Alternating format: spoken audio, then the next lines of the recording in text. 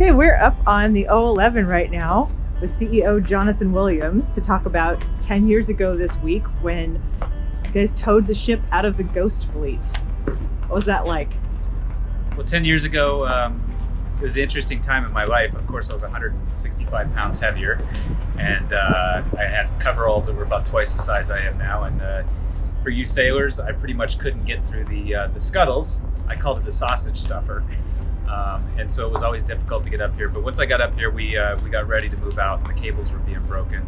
And it was really, for me, a culmination of 11 years of effort. It really was a goal that we had set. And after 11 years of volunteering and working on the Mare Island effort, and the Stockton, helping a little bit on the Stockton effort, and really working on this LA effort, I would say it was emotions where it was a dream, and there was numerous times I didn't think the dream was going to come true. And the cables started breaking and we started moving, and I just broke down in uncontrollable tears. The American flag raised right behind us on the mast, which of course the top part of the mast was not on there, it was on the fantail at that point. But the American flag was struck, and we started under tow and released from the CIMMARON. I called it the Cinnabon, but the CIMMARON was right next to us on the port side, and we started going aft. Of course, not only was there tears of joy, but there was also tears for fear. That's kind of funny. Yeah. But anyways, there was tears for fear because the bathymetry data that all of you got to see a couple weeks ago on social media here said we really had 9 inches of water underneath the hull at about 2:30, 2:33, somewhere in that range in the afternoon. And so we had to go across the sandbar that's right there in the middle of the delta. And so there was fear as we were going back and heading aft and getting ready to cross that sandbar. We didn't quite know. The bathymetry data was a few months old at that point. We did check it again, I think about a month out. So we didn't quite know what was going to happen, and we cleared that sandbar. And I'll tell you, clearing that sandbar was an enormous relief for, I think, all of us. It was amazing. It was really 11 years of not knowing whether that would ever happen or whether dredging was necessary. And we finally came to that.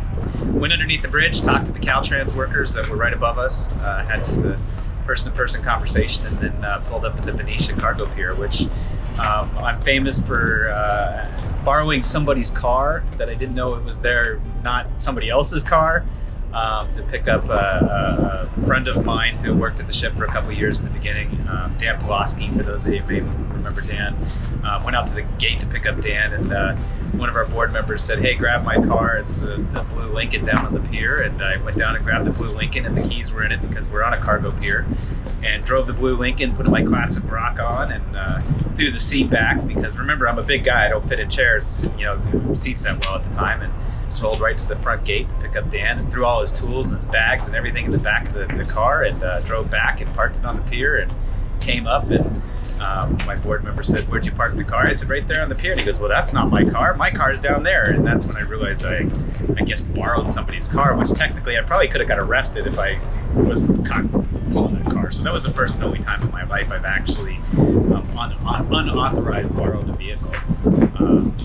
But really, it was a special day. It was a special day.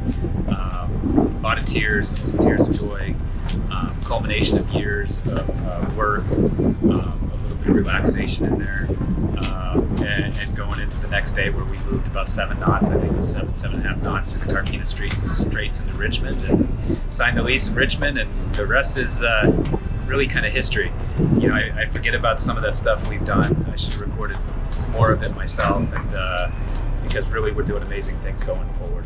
So I'm really excited about where we're going and what we're doing, and there's always exciting things going, and I'm thrilled to be part of this team and this crew, and Moran convinced me to do this video. I don't usually like to go and talk about any of this stuff, but because I think for me it's really a team.